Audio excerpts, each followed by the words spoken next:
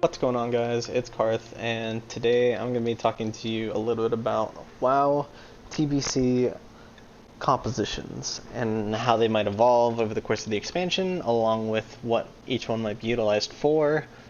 Some might be speedrun comps, some might be more balanced compositions, and I'm going to go through those, bit by bit and explain a little bit about like the reasons behind each class and what might some of their justifications be.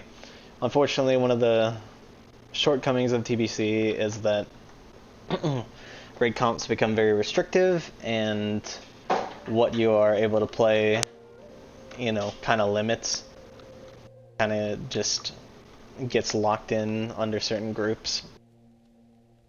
With that all being said, let's go ahead and dive in. So this first comp I have up on the screen is a very balanced raid comp. It is one that is basically like your average quote-unquote raid composition going into TBC that I would say.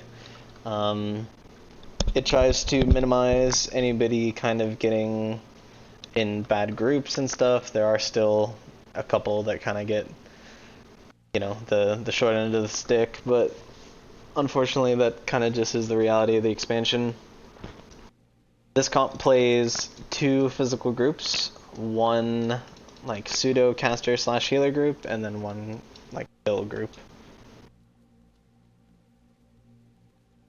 So starting off with group one, it is a very standard, I would say, physical group. The main highlights of this are the feral druid and the enhanced shaman. I'd say that those two by themselves are kind of the basis behind a physical group. You could make the argument about a warrior as well, for battle shout is definitely a fair argument. But I'd say the basis behind any physical group is an enhance and a feral. And with that being said, along with those, I have paired in a BM Hunter that allows for Ferocious Inspiration, so that is just 3% damage. So that's just 3% damage for everyone in the group. Nice flat damage increase. You also get Bloodlust, from the Shaman.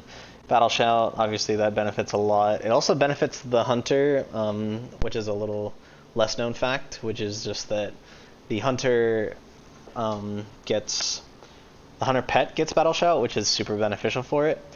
Leader of the pack as well from the feral, so 5% crit to everyone in here, and then Unleashed Rage from the enhanced shaman to give 10% attack power, which is obviously super beneficial. And then group 2 is pretty much the exact same as group 1. The only difference is you're swapping out the rogue for the ret. In this group, and you're also swapping from fury to arms.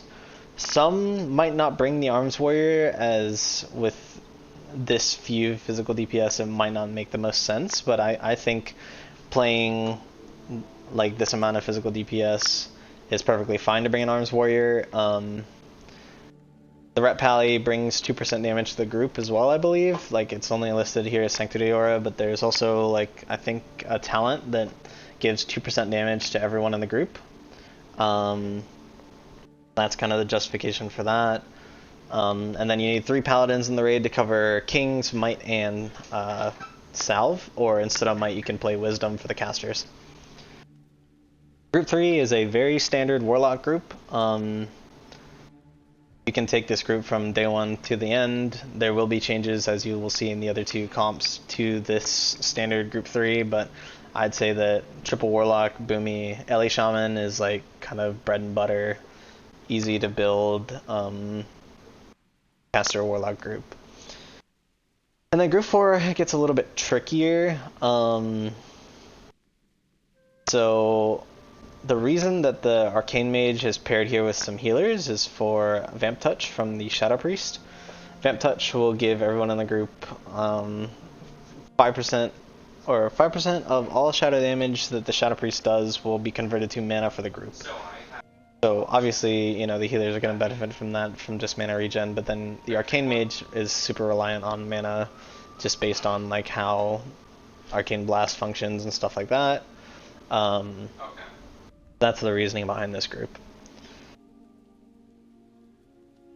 And this is one of the shortcomings about Arcane Mage. That's why I only have one in this comp. You can play two, but because it's so reliant on mana, you are sapping the Shadow Priest mana away from healers the more Arcane Mages that you play. But as you will see in a future composition, there is definitely a way to make it work. Group 5 is kind of the leftovers. It is Prot Pally, Aflock, Serve Hunter, H-Pal, and Resto Shaman. This group does not have a ton of synergy. One thing that is nice for your Prot Pally is that you bring Blood Pact for the Prot Pally, so a nice little stam chunk if you're in range. The Survival Hunter is really, really nice for your physical DPS. It just brings Exposed Weakness, and it is just so much damage for your physicals. But unfortunately, unless you are playing a very heavy melee comp, you can't really slot them into Group 1 or 2. It doesn't make the most sense to do that. So unfortunately, it kind of just gets thrown in this, like, leftovers group. But yeah, this is what I would consider a very balanced raid comp. Like I said, it's not the most, like, leaning one way or another, but I tried to just make it, like, kind of the in-between of both. And moving slightly forward from that is a Mage-heavy stack. And you might see a raid comp like this in somewhere like SSE2K, like Phase 2 especially. Phase 2 is Mage's strongest phase, and it's very possible that you bring a raid comp like this, speedruns of SSE2K, or even just like when mages are strong, you can slot them into like a mage stack group, which is like Resto, Shadow Priest, and then like a full DPS set. Along with that, the physical groups don't change too much. The only difference is one group is kind of the support-ish group with like Rep Pally, Combat, and Arms, and then the other one is like a lot more like damage front-loaded, which is like the Fury and then double BM. But yeah, Group 3 is the primary change in this comp. Like, you're playing a heavy mage stack, which is, as I mentioned, in Tier 5 is perfectly fine to play. Group 4 looks a little bit odd. You know, as you see, the Warlocks do not have a Boomkin in this group, so they are missing out on 5% crit, which is kind of unfortunate. Quite the L for those lock players, but the way that you build a comp like this is you're kind of allowing for, like, you're kind of slotting the healers in a little bit better windows in like Group 5. So Group 5, so I have Dream State actually marked as a Boomkin, but you wouldn't actually get Moonkin Aura from Dream State Druid. Dream State Druid is a spec that plays down to improve Fairy Fire in the balance tree, and then you grab Dream State, which is another talent which increases like mana regen, and then you kind of pair those together and heal as that spec. It's not the best spec in the game for sure. It's kind of gimped, to be honest, but it is nice for speedrun comps.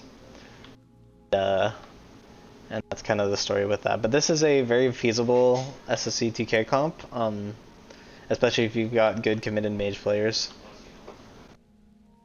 Then moving on to what I would consider the hero comp of the Burning Crusade. This is a Sunwell comp.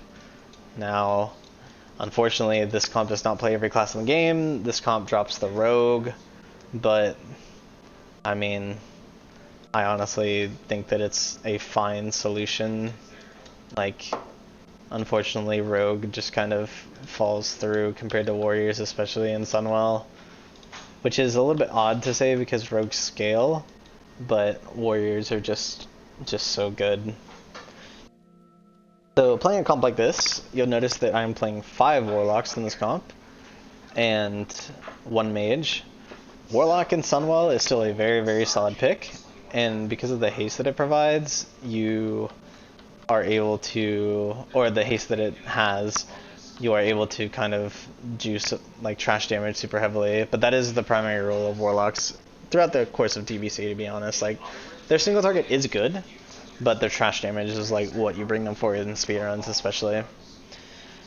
Some highlights in this group, or in this raid comp, are obviously the 4 warriors. You know,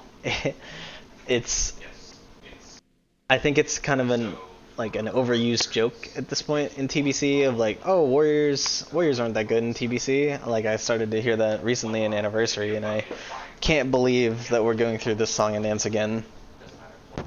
Excuse me.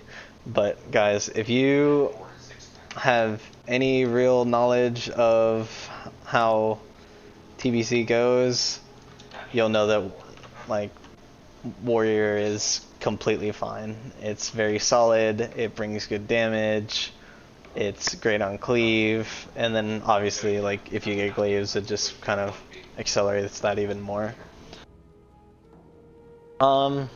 Not really too much more to be said about this. Most of these comps, like most of these classes in their respective slots, you've seen before in previous comps. It's just more accenting on the warlocks and the warriors. Like, warlocks and warriors are like definitely the two big heavy hitters in this comp. You'll notice that there's only 2 hunters.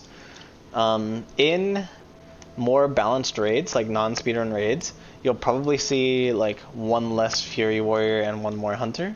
So you'd maybe see something along these lines or something like that, but I really think that warrior is just so good in this phase. And then obviously like Rep Pally brings 2% damage, BM brings 3, so it's like, yeah, Group 2 is technically like a tiny bit stronger than Group 1, but they're very balanced. And then along with that, you'll notice that in Group 4, in this Sunwell comp, the Warlocks have lost now a total of 8% crit and 3% hit, from going from like an Ellie and a Boomkin to going to just straight up Arresto. So you don't have Totem of Wrath and you don't have Boomkin Aura. It's kind of unfortunate, but Warlocks kind of like scale past needing those stats anyways, and also just like, if you can slot another Warlock in where you would have slotted a Boomkin, it's definitely going to provide more damage to your raid. But yeah, guys, that about wraps it up for me. A pretty short video, but I wanted to make kind of a base level TBC raid comp guide to kind of let the GMs and raid leaders know, or whoever might be watching my videos, if you're hosting a pug or something like that, how to build certain TBC comps, as the comps are very rigid, and I kind of wanted to give you a baseline idea of how I would personally build them. Like I said, if you don't have any other like frame of reference, this right here is like the most standard. You can always play this raid comp, I think, in any point in TBC, and if you play this raid comp, it'll do just fine. But yeah guys, like I said, that'll be it for me today. Thanks for watching. Like and subscribe for more content, and check out the videos I link in the cards at the end of this video for more content. Thanks again. Peace out.